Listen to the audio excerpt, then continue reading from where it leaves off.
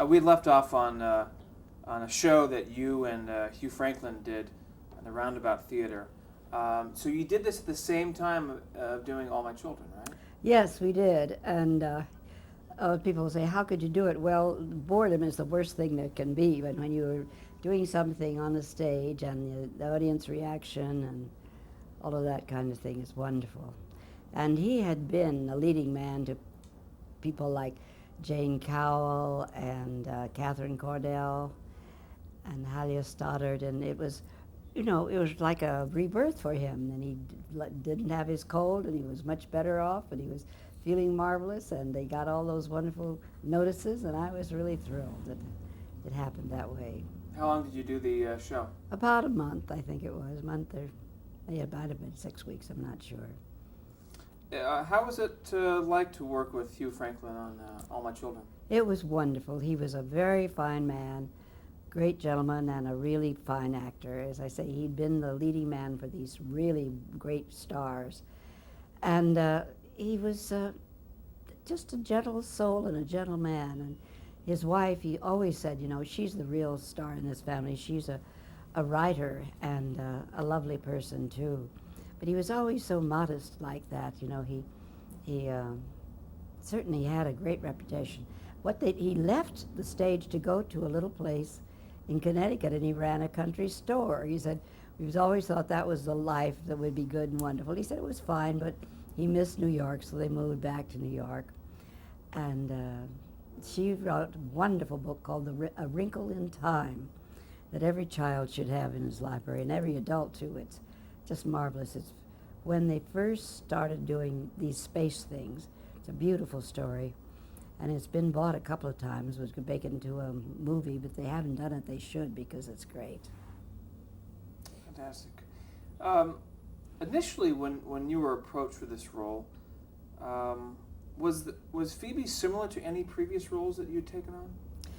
Well, Hannah Cord was a good workup for it, but I don't think that's. Well, I don't know. I guess they'd see. Well, sure, they'd seen me as Hannah Cord, but she was rather imperious too. She wasn't as high-born as Phoebe was, but you'd never know it. I mean, she acted as if she were. So yes, I'd say that could be something they could relate to. Other than what you described earlier about the evolution of the character and the snobbery and all that, was there any other input that you were allowed on the creation of the character in the beginning? No, after I had that little talking to, I got the point pretty well. That there were two families, the Martin family and the Tyler family. And the Tylers were the rich ones that lived on the hill, and the Martins were the doctors and good people, and nothing bad about them at all, but just not in the same high income class, at least. But they were fine people. And does Phoebe have any children? Phoebe and her husband had 2 children. The only problem with that was that I was a second wife. That's how I got the role, as a matter of fact. I said, well, if he's a doctor, head of a hospital, they always have another marriage somewhere along the line. But actually, his wife had died, and his son and his wife had been killed in an airplane accident and left this little boy who was to be my grandson. Here I was a bride and had a grandson who was 18 years old, not just a child, and going to medical school and would soon be a doctor. So that was, I understood that. That was no problem to me. If you've lived a few years, which I had by that time, you understand those things. But also another really big point for All My Children that Agnes keeps reminding us of, that we were very famous for our young lovers. We had Tara and Philip and Tara and Chuck, and they were very, very beautiful love stories. And that's what she said, that's another thing. You don't see any love stories anymore. You just see jumping in and out of bed and a lot of sexy talk. And she loved the old-fashioned thing. And we're starting that again now, even with 2 of our characters that have been on the show for a long time, Tad and Dixie. Although they were married and divorced, they're now back together again and being very lovey-dovey and very romantic.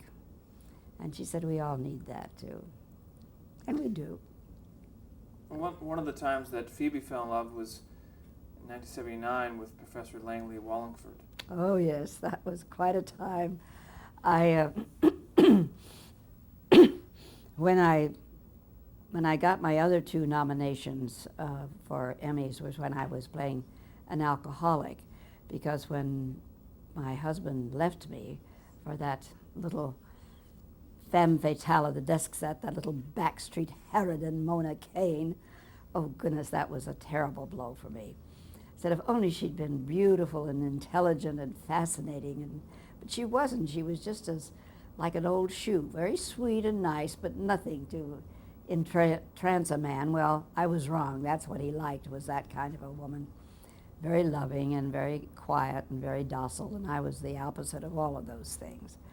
So he did divorce me. He did marry her, and it was a terrible thing for me. And of course, I never drank too much. I mean, I'd have a drink, but then when you're alone and you're lonesome, you'll have that extra nightcap to go to bed, and then before you know it, you can slip into too much drinking. And AA sent me a letter thanking me for this. They said, a lot of people have the idea that only lower class women drink too much. And it's very easy, particularly for wealthy and well-bred people, to slip into it without even realizing it. And the way that I got out of it was wonderful, I thought. I had, since my children were gone, my son had married and moved away, and my daughter had been killed in an accident. So now I had not only no husband, but no children. And I was truly alone. And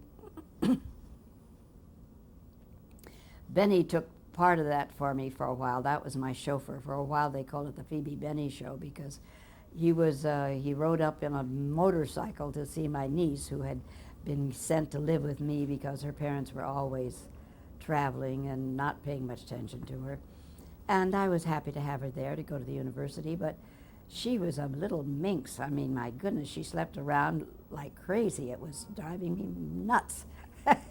I was always shaking my finger at her, and she was shaking her finger at me, because I was certainly drinking too much, and I knew it.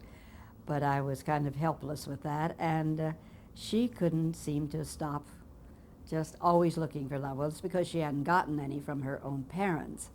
And I'll never forget the day right on the air when we were doing this scene, and she had fallen in love with one of her professors at the university, who was not giving her the time of day, and she was understanding what it was like to be on the other end of the pole. And I felt sorry for her. I said, my goodness, that poor child, nobody has really taken her in hand.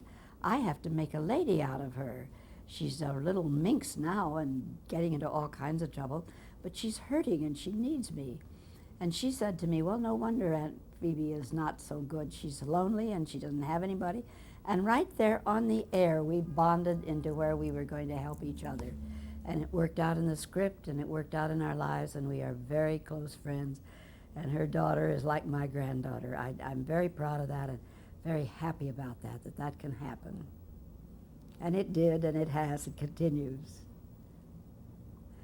Then the other thing about all my children, we did have a lot of ailments that Agnes researched very well and then talked about in the script.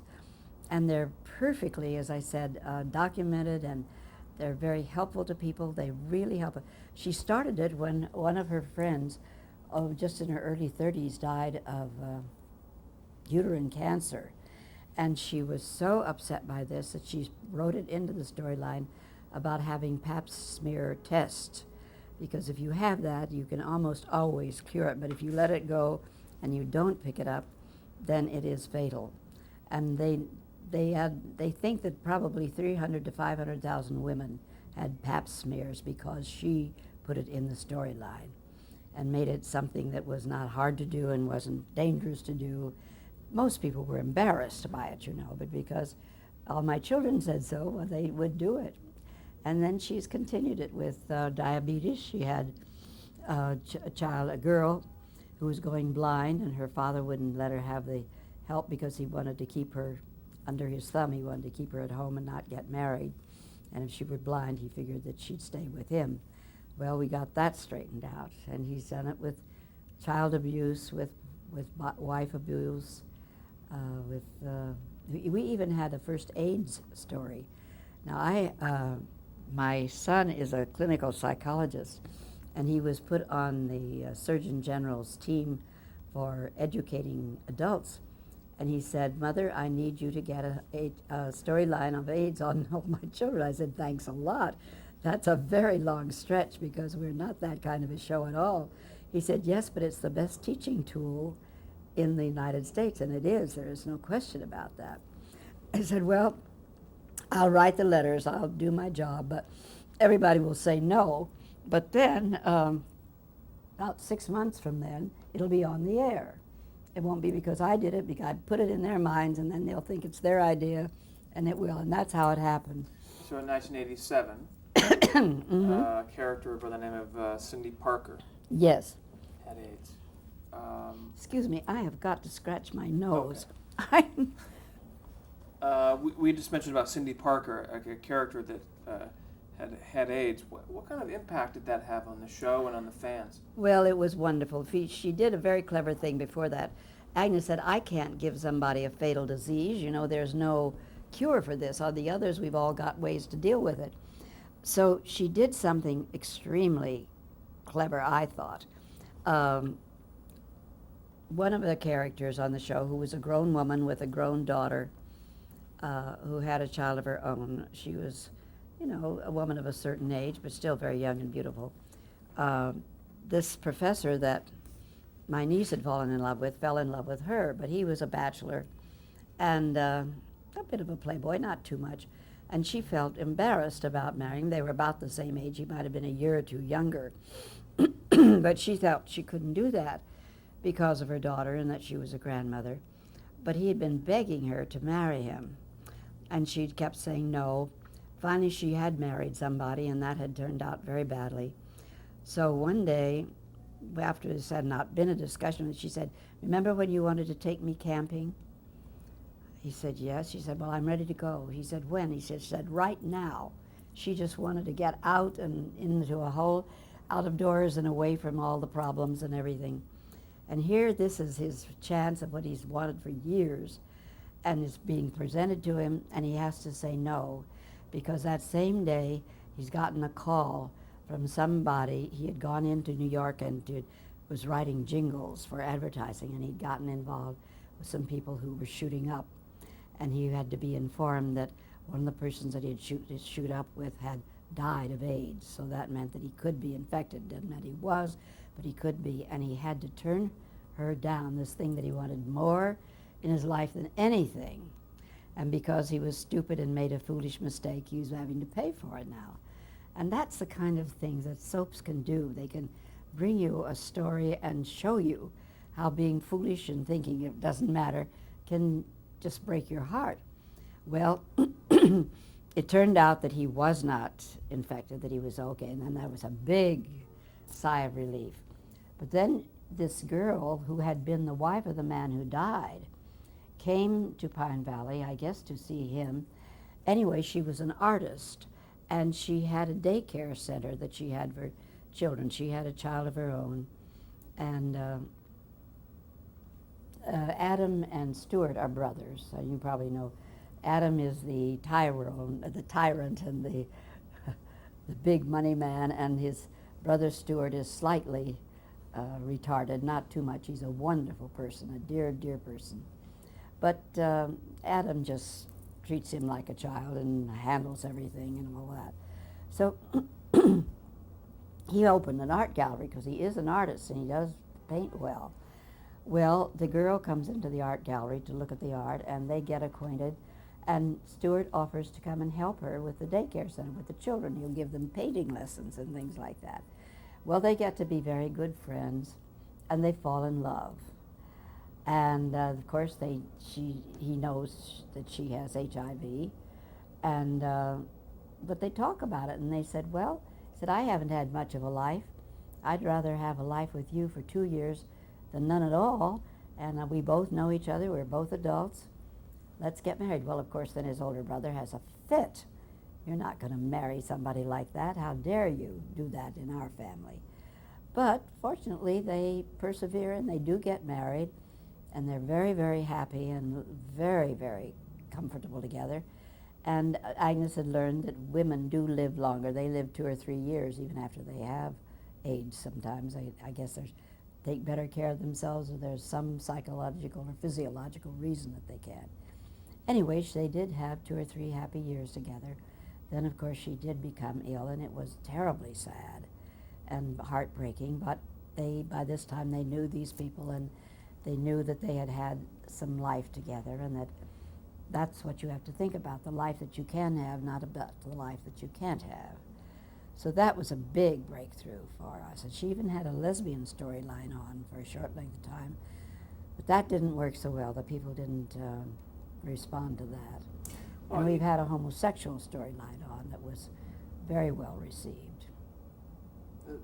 And we also talked about the abortion with Susan Luce's Yes, character. that was a long one. And also the first Vietnam POW. Yes, that was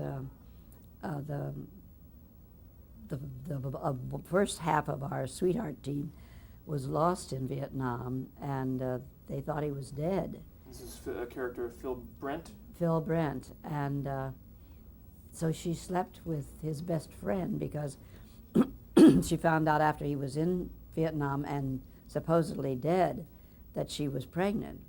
So she married his best friend. The 3 of them had always been around together. And he said, I'd be proud to have the baby and it would be mine. I'd claim it as mine and that would be it. And that happened. And of course that made the baby my great-grandchild. And everybody would say, wait till she finds out, what, because evidently under the anesthetic, Tara talked about this. And the people in the operating room knew that she was not really a Tyler. He was not a Tyler. He belonged to this other family. And they were always, for months, they were going on, what's going to happen when Phoebe finds this out? Well, as it happens, Phoebe became very close to this little boy. That's when my softening up began. You can't put Ruth Warrick with a child and have me be mean. I just can't do it. So that was interesting to them too, that she became more of a human being with the little boy, and that's why she got into trouble. She had to drive someplace for him when she had her keys taken away and her license, and she had been drinking in the evening, and that's when she got sentenced to jail time, and she was furious over that. But that little boy was her pride and joy.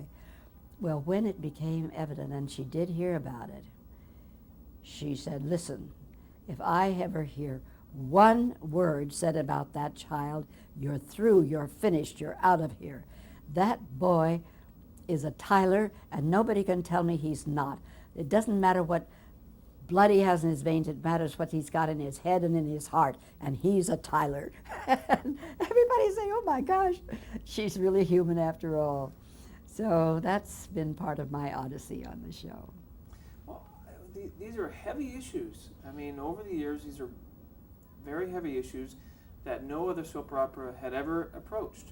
Were you aware of any network interference on these issues? No, I wasn't, because she is their poster girl for sure. I mean, they know that she's successful. One time she had 3 different soaps on the air at the same time. She's brilliant, she's fine, she always makes her stories come out with good sense, and you may not approve of them or agree with them, but they always work, and they always are worth noting and worth taking care of. That's why it's been so sad that lately, when she hasn't been around, that it's gotten, so off kilter, so off balance. We were such a great show.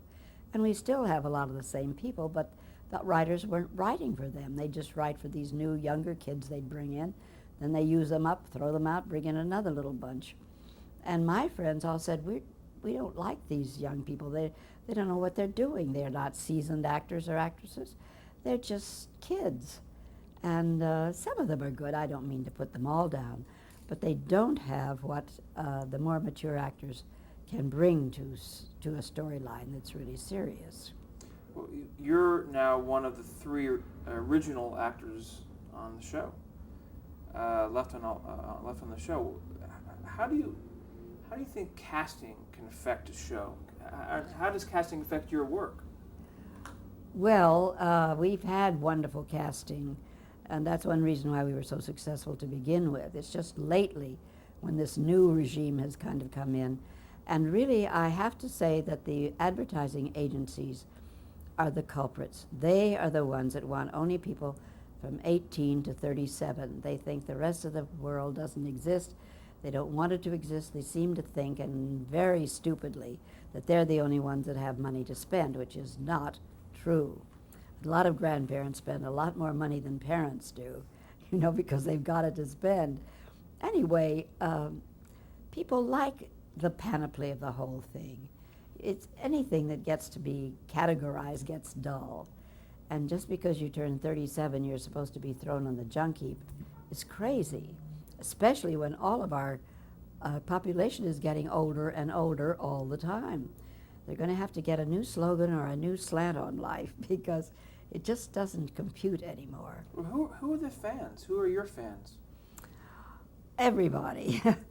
We used to have more men fans than any other soap because, again, they feel that like we're real people. We're not always in divorces and love affairs, and we have them, but that's not the meat of the show. And we used to have a lot of college girls. Now the college men watch the soaps more than the girls do, which is very interesting. I had a young man from Princeton say, "Do you know, I've known you longer and better than anybody in my life." I said, "You poor boy, didn't you have a mother?" He said, "Yes, but she'd die before she'd let me know what I know about you. You let me know I can see what you do, your mistakes as well as the other things."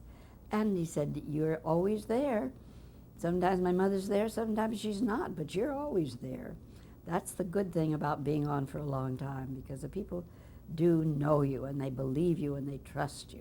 Do you feel a responsibility to stay true to your character, to the intent of the show?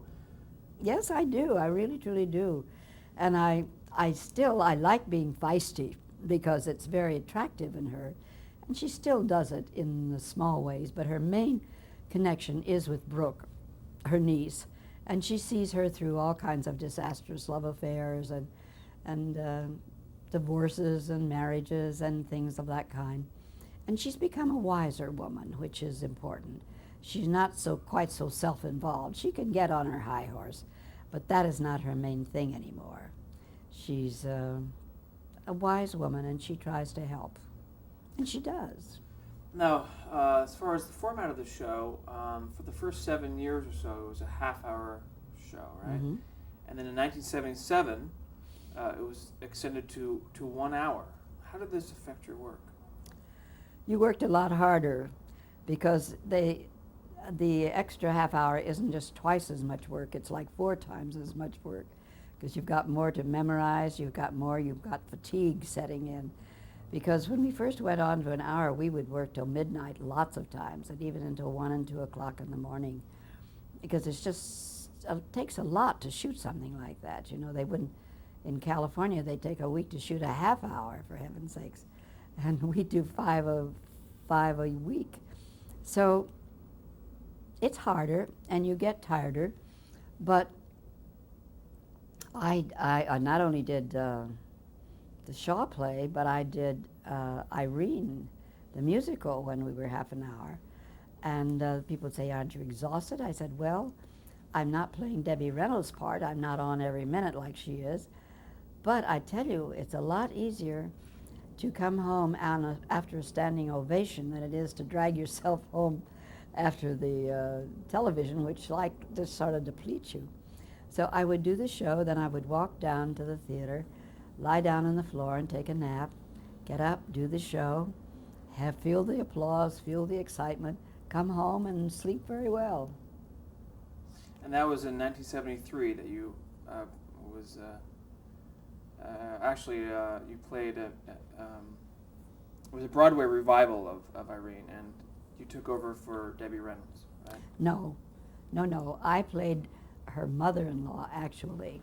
I played the mother of the young man she was a real Phoebe Tyler person. She was a Long Island socialite and very grand. And Patsy Kelly, who was delicious, was the mother of Debbie, as an old Irish woman, you know, who was just couldn't have been more the opposite of me. And my role with her was, you know, filling and looking and doing all this while she did all these crazy things. And people would say, how can you let her make a fool of Mrs. Citizen Kane? I said, she's not making a fool of me. I'm making a star of her. Playing straight to a comedian is one of the best talents that there is in the theater. And if people don't understand that, they don't understand what they're talking about. And I loved her. She was a darling. We had a great time together, just great. Oh, change there.